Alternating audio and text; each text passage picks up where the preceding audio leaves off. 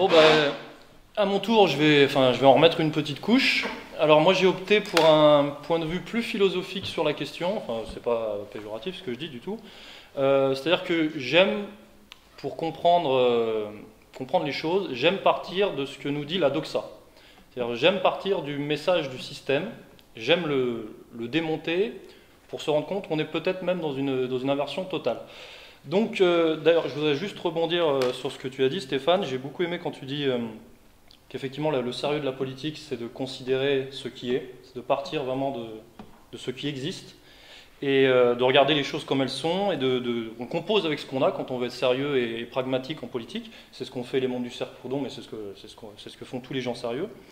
Et je voudrais préciser que c'est l'inverse du système dans lequel on est, puisqu'on est dans un système mi-idéaliste, abstrait, qui est le système de la démocratie libérale, mi-eugéniste, parce qu'on voit bien les dérives maintenant avec le transhumanisme et tout ça, qui arrivent. Et c'est pour moi la meilleure définition du totalitarisme.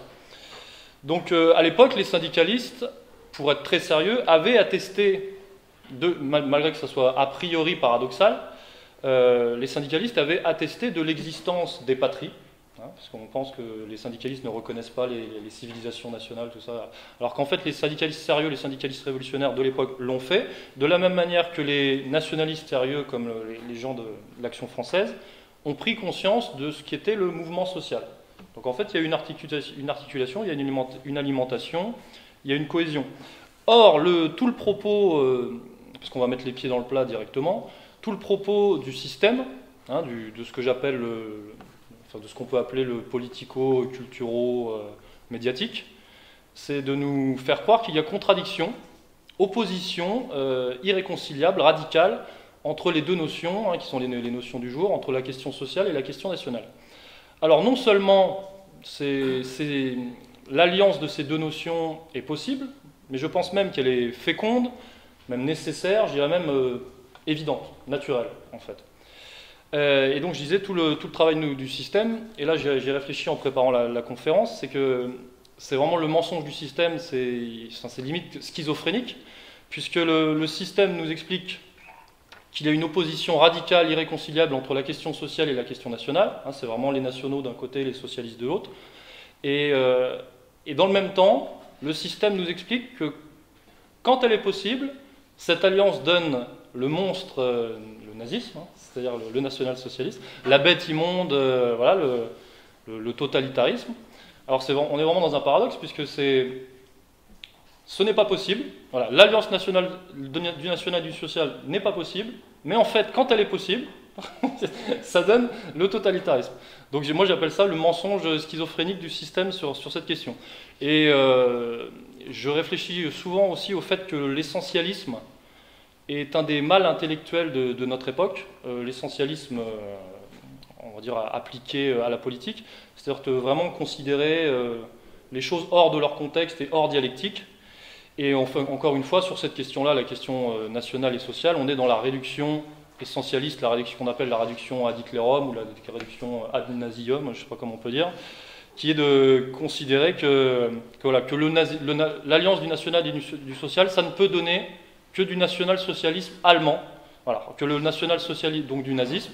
Le national-socialisme allemand, c'est une expérience conjoncturelle, voilà, qui appartient à l'Allemagne en fonction de son esprit, de sa philosophie, de ses particularismes, et aussi énormément en fonction du contexte historique de l'époque.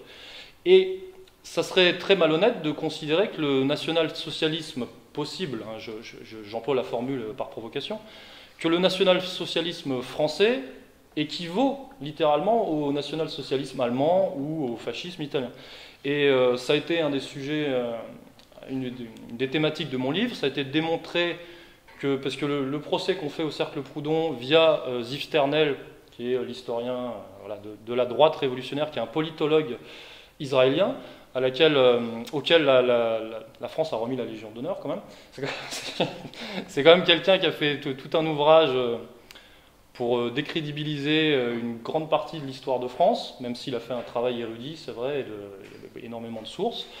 Donc voilà, quelqu'un qui nous dit que l'histoire de France est consubstantiellement fasciste ou pré-fasciste. Voilà, ce mec-là, on lui remet la Légion d'honneur. Donc, il y a peut-être un problème quelque part. Et donc, le travail de Ziff-Ternel sur le cercle Proudhon, puisque ça a été un des seuls à le faire, malheureusement, a été de préciser, de son point de vue, que le cercle Proudhon était un cercle pré-fasciste. J'ai démontré mais beaucoup d'autres auteurs l'ont fait, j'ai démontré dans le livre que cette théorie n'était pas valable, que c'était un procès, en fait, parce que le cercle Proudhon, alors je vais le dire avec un peu d'ironie, ce n'est pas du pré-fascisme ou du pré-nazisme, mais c'est peut-être une articulation nationale socialiste, effectivement, dans le sens où c'est une tentative française, une tentative de forme française, voilà, de construction nationale et sociale.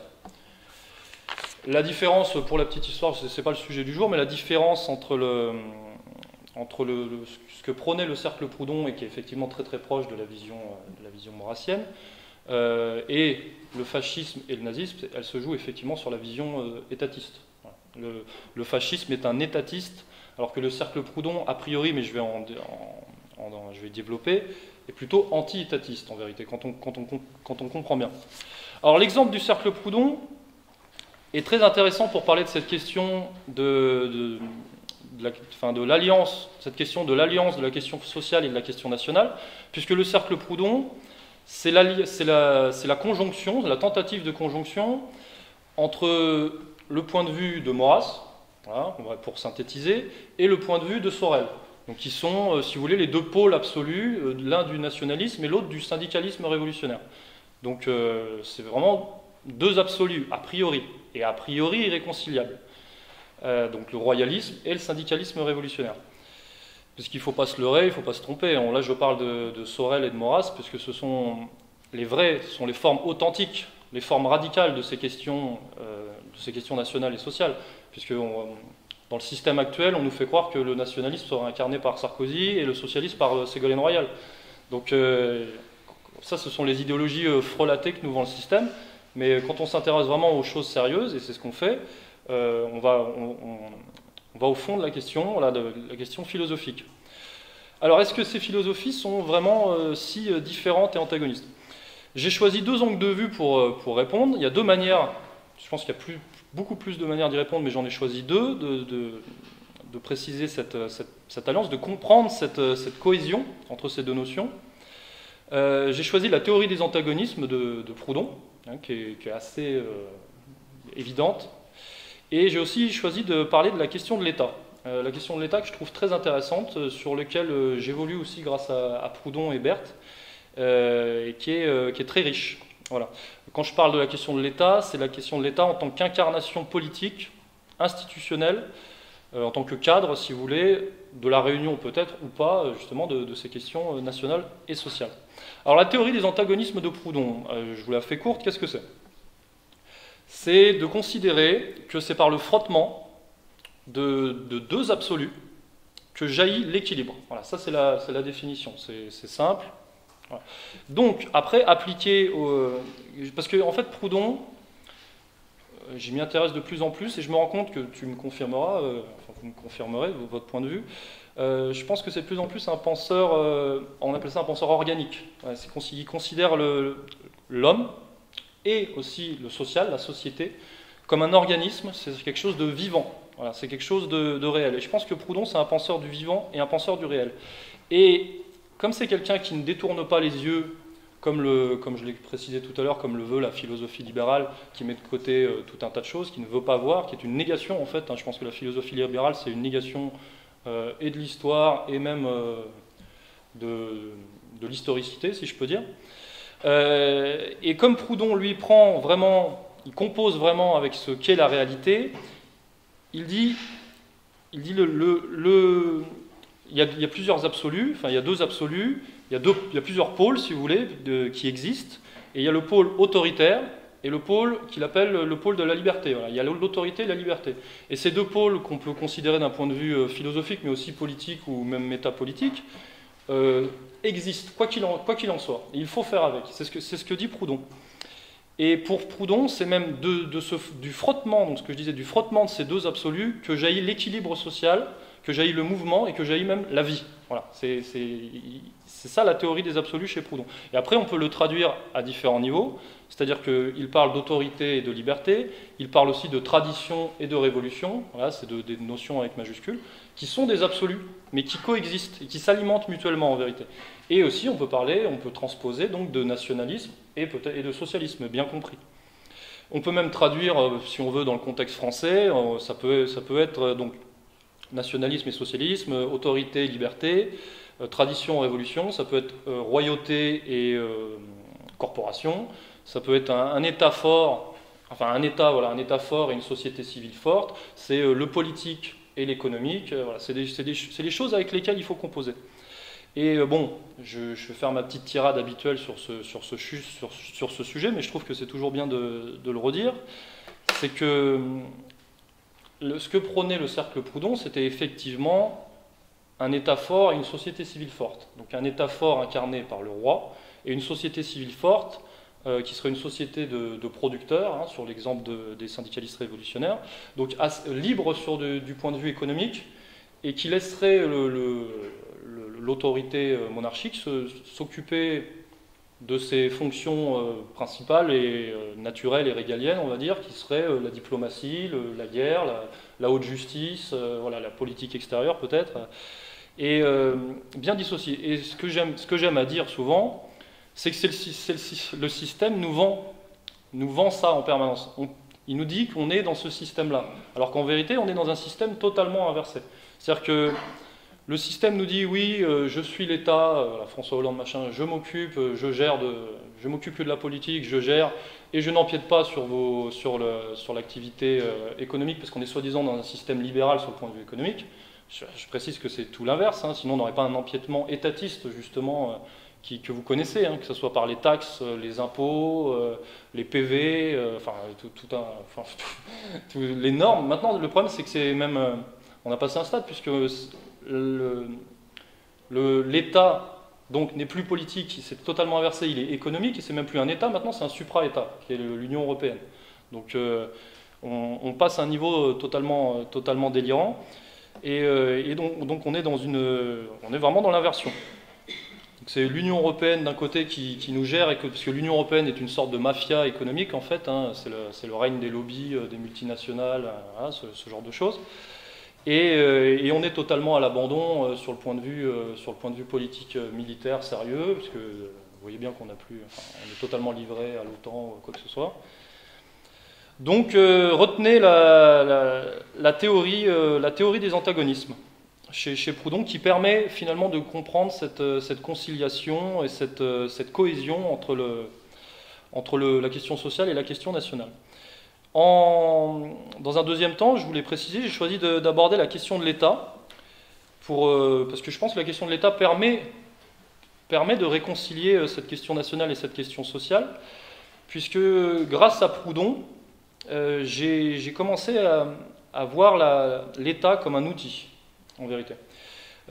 Proudhon, que ce soit sur l'État ou que ce soit même peut-être sur la propriété, comme il y a travaillé, même sur la question de Dieu, par exemple, il considère que finalement ce sont des institutions, si je puis dire, qui sont imparfaites, voilà, qui sont inachevées, mais c'est pas pour ça qu'il les rejette en bloc. En fait, Proudhon, c'est là que c'est un véritable progressiste.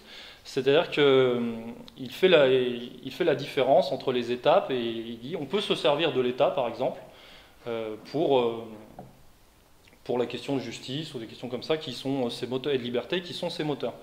Donc on dissocie par exemple l'État césarien n'a rien à voir avec l'État monarchique, qui n'a rien à voir avec l'État démocratique, en vérité, même si c'est un État. Donc la question vraiment qui se pose par rapport à l'État, que je vous précise en tant qu'outil, ça dépend du rôle qu'on lui attribue en vérité, ça dépend qui le gère. C'est ça la question de fond. Donc l'État n'est pas véritablement un absolu. Par contre, il peut servir de cadre à la cohésion, justement, à l'articulation de deux absolus.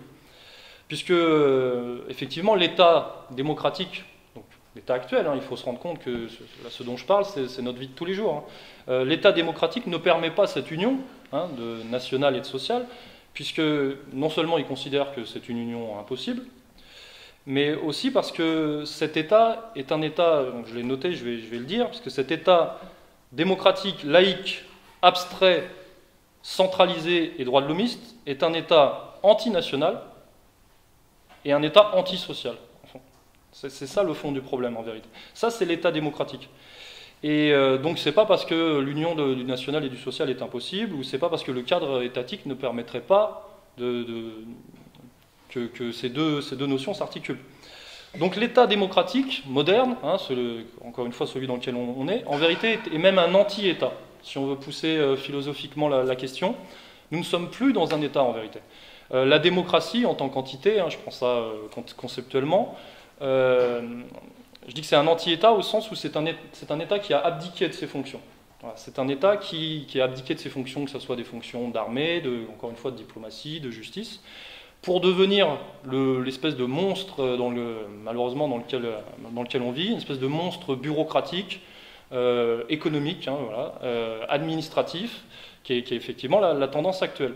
Et donc on est passé, pour schématiser, on est passé d'un État politique que Berthe, qui est un personnage vraiment que je vous encourage à lire, appelé un État politique guerrier, voilà, donc qui était quelque chose de vivant, quelque chose d'animé, quelque chose avec de limité, comme dans la vision maurassienne, qui était un État avec des valeurs, un code de conduite, si on veut. Moi, je dirais que c'était quelque chose de vivant, oui, de chaud, par rapport à quelque chose d'absolument froid et terrifiant, qui est l'État démocratique libéral actuel, qui est un État économique, voilà, et un État pacifiste, voilà, c'est le droit de l'homisme, ces choses-là. Donc c'est un État abstrait, c'est pour ça que je dis froid, aseptisé, codifié pour le coup, code de conduite contre codification, c'est pas la même chose, hein, et un État hypocrite. Donc on est passé d'un État politique guerrier à un État économique pacifiste. Berthe, je le cite, parle d'une abstraction bureaucratique, d'un État compagnie, au sens de, si vous voulez, une entreprise, quoi, une multinationale, un État compagnie anonyme, tyrannique, manœuvre. Voilà. Et j'ai retrouvé une petite citation de Marx, tu me diras, il parle d'un parasite qui dévore la société. Donc on est dans un État parasite, en vérité. C'est ça la réalité de la démocratie, celle que les médias ont à la bouche, jour après jour, la République, machin, le politiquement correct, voilà, la bien-pensance. Alors que l'État monarchique dont parle si bien Maurras était un État incarné. Voilà, c'était un État incarné par une famille. Proudhon, j'aime bien cette citation, parle d'un État fait homme. Voilà, c'était vraiment un État vivant. C'était un État, il y avait une tradition, c'était quelque chose de limité, enfin, encore une fois, c'était naturel. Alors que, encore une fois, je reviens là-dessus, l'État actuel, c'est pas un État fait homme, je l'ai noté, donc je vais faire ma petite vanne, à la limite c'est un État fait femme, voire un État fait pute, parce que c'est un État qui se vend, hein, littéralement, c'est un État prostitué, c'est un État qui se vend au plus offrant ou au plus arrogant, ça dépend quelle conception on a des relations hommes-femmes. Et d'ailleurs je trouve ça très cohérent, puisque quand notre État se vend au plus offrant, il se vend aux Américains, quand notre État se vend au plus arrogant, il se vend aux sionistes. Ça me semble très très cohérent tout ça. Donc Proudhon, lui le révolutionnaire, le révolutionnaire ultime, Proudhon l'anarchiste, finissait finalement par envisager cet État monarchique, sans le rejeter en bloc en tant que notion, quoi. Il parlait d'un État bon père, un État fondateur, un État moteur, un État concret. Un État, je le cite encore, un État qui féconde, protège, dirige la collectivité sans lui imposer aucune règle. Donc, et aucune gêne, aucune gêne. Donc on est très très très proche en vérité de l'acception maurassienne. Et finalement, les syndicalistes authentiques, les syndicalistes révolutionnaires n'ont rien à redire à ça sur le fond. Strictement rien. C'est-à-dire qu'ils ont juste à s'organiser de leur côté, parce que c'est ça le but. C'est, à la limite même, ils préconisent aux monarchistes de renforcer cet État, ça les arrange, pendant qu'eux, ils renforceront leur économie, leur société civile, libre, enfin, de manœuvrer, quoi. Donc chacun dans son rôle, en vérité, et c'est comme ça que ça marche. Donc voilà, la politique authentique, encore une fois, je disais, c'est du sérieux. Donc le sérieux politique, c'est effectivement cette alliance entre, enfin pas forcément entre national et socialiste, mais pour parler concret dans notre séquence actuelle, c'est de ça dont on parle. Mais c'est surtout, encore une fois je l'ai noté, c'est l'alliance de ce que j'appelle les constructions historiques et du mouvement. C'est l'alliance de l'histoire et de l'historicité, je l'ai cité tout à l'heure. C'est, on peut dire, de la tradition de la Révolution, du national, du social, de l'autorité de la liberté, pour reprendre, des constantes et du changement, des identités, mais aussi des cultures en mouvement, de la patrie et de l'idée sociale. Voilà. Et en fait, c'est ça le sérieux. On ne peut pas mettre de côté ni l'un ni l'autre. Sauf quand on veut faire du folklore. Hein. C'est ce qui se passe malheureusement pour beaucoup de nos concitoyens. Donc ça m'amène à ma petite conclusion. Je pense que nous, sur l'exemple de ce que je viens de vous citer, nous pouvons et nous devons même nous revendiquer au-delà de la formule hein, qui est un peu provoque, mais je suis membre d'Égalité et Réconciliation, Soral l'a fait et je valide totalement. Nous pouvons nous revendiquer nationaux socialistes français.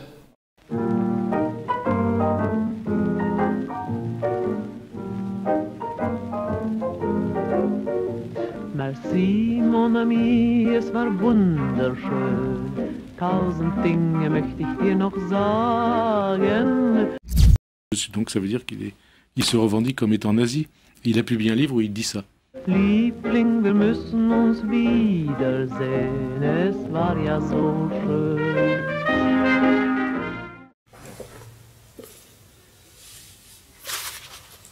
Pour répondre sur l'extrême droite, je vais d'emblée mettre les pieds dans le plat et ne pas trop tourner autour du pot.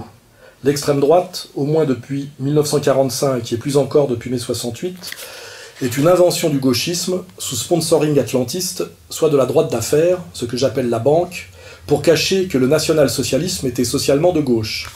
Ça aussi, c'est une des clés de compréhension de tout ce qui se joue depuis la fin de la Seconde Guerre mondiale. En tant que national-socialiste français, ça m'agace d'être rangé à l'extrême droite, qualificatif qui désigne pour moi les néoconservateurs, les impérialistes américano-sionistes et le pouvoir bancaire international. Donc, ma réponse, c'est que je ne suis pas d'extrême droite, je suis national-socialiste, mais on peut considérer que c'est pire. J'ajouterai, pour qu'on ne me prenne pas juste pour un provocateur, un national-socialiste français, sans besoin de recours à une théorie raciale pour des raisons d'espace vital, ce qui correspondait à la situation allemande, l'idéologie découlant souvent de la géographie. Je suis national-socialiste à la manière d'Hugo Chavez, soit, compte tenu du contexte actuel de domination par le mondialisme militaro-bancaire, un authentique homme de gauche, comprenne qui voudra.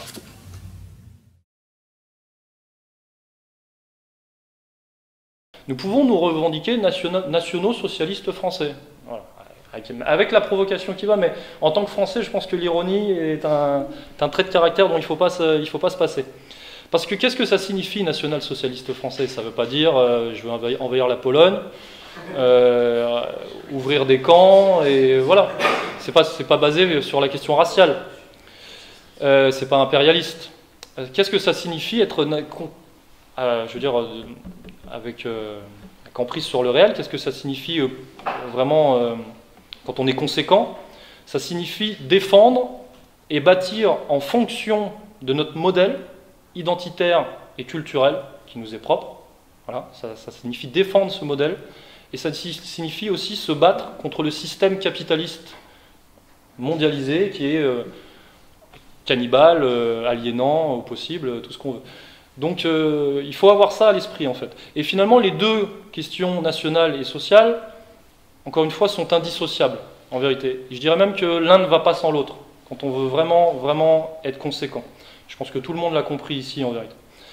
Donc ça tombe bien puisque c'est la ligne d'égalité et réconciliation, donc je pense qu'on est dans le vrai. Enfin, je suis là pour vous préciser, pour vous donner encore un petit élan. Soyez-en convaincus, je pense qu'on est dans le vrai, et je pense qu'on est en cohérence aussi même avec la tradition française, voilà, avec notre histoire. Et donc, petite conclusion, il faut remettre les choses à leur place. Il faut remettre l'État à sa place aussi. Il faut assumer. Il faut assumer, il faut être fier de ça, il faut même renforcer. C'est-à-dire que je pense qu'il faut plus de royalistes, voilà, faut plus de gens qui assument ce côté nationaliste, royaliste ou pas, on peut en discuter, mais voilà. Et il faut plus de syndicalistes aussi, voilà, pour rester dans la thématique, hein, bien sûr. Donc il faut des gens authentiques, des gens qui assument, et des gens qui renforcent ces deux pôles en vérité. Et donc il faut plus d'égalité et réconciliation aussi. Voilà, maintenant on va passer aux questions-réponses.